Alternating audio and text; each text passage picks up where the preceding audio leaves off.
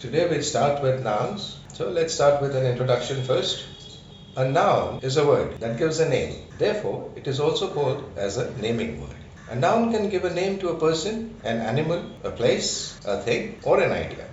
Nouns can also give names to life forms, which includes people, animals, microbes, plants, and so on.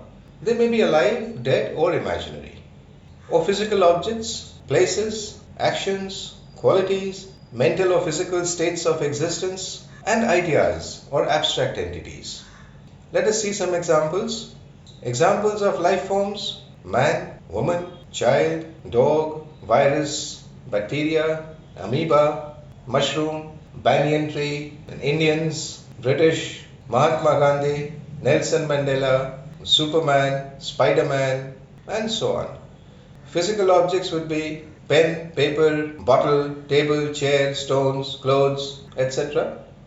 Examples of places: rivers, mountains, cities, countries, the Himalayas, Mount Everest, India, London, New York, Paris, and so on and so forth. Actions, for example, exercise. Exercise is a name, it's a label, so it's a noun. Similarly, flight, diffusion, embezzlement, electrification, etc. Qualities would be like size, shape, height, length, width, color, weight, roundness, smoothness, bluntness, symmetry, etc. Mental or physical states of existence, for example, sleep, joy, sorrow, heat, confusion, cold, jealousy, stomachache, etc. Examples of ideas or abstract entities would be like socialism, democracy, physics, mathematics, chemistry, perfection, impossibility, cooperativeness, musicianship, etc. Clear? Yes, it is just a name. Therefore, it's also called as a naming word. It's a label. We can give a label to anything. That label is a name, and we call that label as a noun. Clear? Okay, so we move forward. Now let us see the classification of nouns. How many types of nouns are there? A noun may be classified as a common noun, proper noun, singular noun, plural noun, countable noun, uncountable noun, concrete noun, abstract noun, compound noun, possessive noun, and a collective noun. So these are the types of nouns. A common noun gives a general name. For example, boy, girl, park, state. Now a proper name gives a specific name.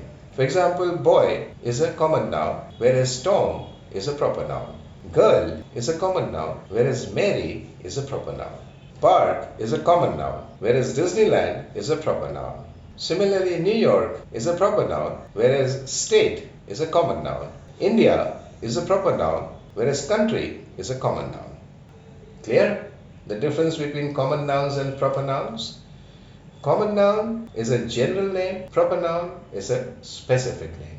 And proper nouns always start with capitals. Okay? Alright. Nouns can also be singular or plural. Singular is one, plural is more than one. An example of a singular noun would be a house. Plural is houses, puppy, puppies, knife, knives, cat, cats, person, people. Yes, singular noun is only one, whereas a plural noun is more than one. We generally add s or es or ies or ves to singular nouns to make them plural. Now, nouns can also be countable or uncountable. Countable nouns can be counted, as the name implies, they can be counted, whereas uncountable nouns cannot be counted. Examples of countable noun: book, we can count a book, 1 book, 2 book, 3 book, 4 book. Pen, tiger, tree, all these are examples of countable nouns. We can count them. Whereas there are certain nouns that we cannot count. For example, water or air or sand. We cannot count these nouns. So they are known as uncountable nouns. Understood? Countable and uncountable nouns. Countable can be counted, uncountable cannot be counted. Nouns can also be concrete noun and abstract nouns. Concrete nouns can be felt by the 5 senses. Yes, a human being has multiple senses, but the major 5 ones are sight, touch, hearing, smell, and taste. Either you can see it, you can touch it, you can hear it, you can smell it, or you can taste it. It is not necessary that all the five senses should be present. Any one or more. It can be felt by one or more of the five senses. For example, butter, salt. You can taste butter, you can see butter, you can touch butter. Table, chair, board, bag, shoes, clothes. All these are concrete nouns because they can be felt by the five senses. On the other hand, abstract nouns cannot be felt by the five senses. We cannot see them, we cannot touch them, we cannot hear them, we cannot smell them, and we cannot taste them. For example, freedom or democracy. Clear? If we join two or more nouns together, then we make up a compound noun. For example, police station. Police is one word, it's a noun. Station is another word, it's also a noun. So police station, we are joining both of them with a gap in between and we call it as a compound noun. Toothpaste, football, six-pack, mother-in-law, these are all compound nouns. Noun can also show possession or ownership by adding an apostrophe. Either an apostrophe S is added, apostrophe plus S, or only an apostrophe. That shows possession. For example, Susan's, S-U-S-A-N apostrophe S. It answers the question whose. Like I say, this is Susan's car. Whose car is it? It is Susan's. So the car is possessed by Susan. Similarly, another example would be country, countries, city, cities. Okay? A noun can also show a collection or a group. There is a group, and that group as a single entity has a single name. That we call as a collective noun. For example, family. A family is a collection of husband, wife and children. Or library. A library is a collection of books. Or a school. A school is a collection of students.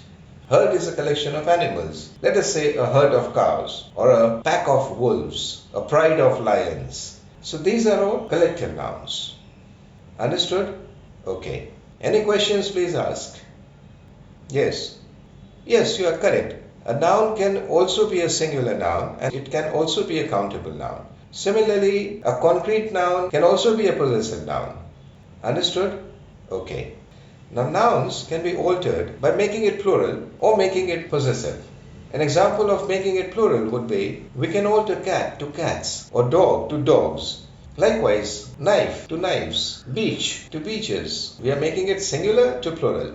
Criterion is singular. These are the words that you will find in your academic writing. Criterion, data, thesis. So criterion is singular. Criteria is plural. Datum is singular. Data is plural. Thesis, Thesis, is singular. Theses, Theses, is plural. So we can make nouns plural by adding s or es or ves or ies as required. And irregular nouns we can make it plural by changing it. Like criterion becomes criteria, datum becomes data. Clear? Okay. Now nouns can also be made possessive. For example, this is Tom's pen. Whose pen is it? It is Tom's. So we are writing Tom apostrophe S. Similarly, Angela's, cat, cats. This apostrophe only nouns can take. Understood? Now we come to a phrase, noun phrase. What is a phrase? A phrase is a group of words. A group of words having a noun is a noun phrase. For example, this is a spotted puppy. In this sentence, the noun phrase is a spotted puppy. Puppy is the noun and the phrase is a spotted puppy. It's just a group of words where a noun is present. If that group consists an adjective, then it is an adjective phrase. If it consists an adverb, then it is an adverbial phrase. So it depends on what the phrase consists. Here, the phrase consists of a noun, so it is a noun phrase. Now sometimes a word that belongs to another part of speech, but it is being used as a noun. This process is known as nominalization. Nominalization. For example, fortune favors the brave. Generally, the word brave is an adjective. He is a brave man. We can say he is a man, but we are adding a quality to the word man. An adjective describes a noun. So the adjective modifies a noun, which is man here. So brave is used as an adjective. But in this sentence, fortune favors the brave. The word brave is an adjective, but it is used as a noun. Understood? Clear? Any questions? Okay. Now let us do an exercise. Page 35, exercise 3. Please start. Thank you.